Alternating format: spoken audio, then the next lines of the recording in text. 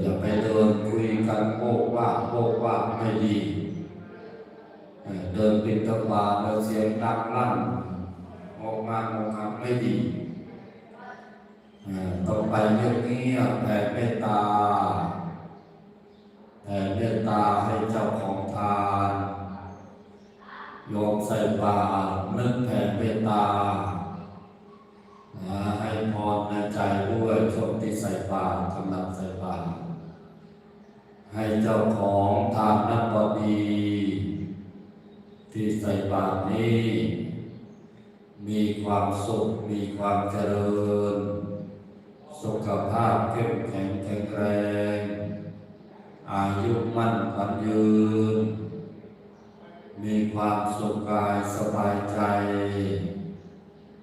ยืนเดินนั่งนอนเป็นสุขสงบ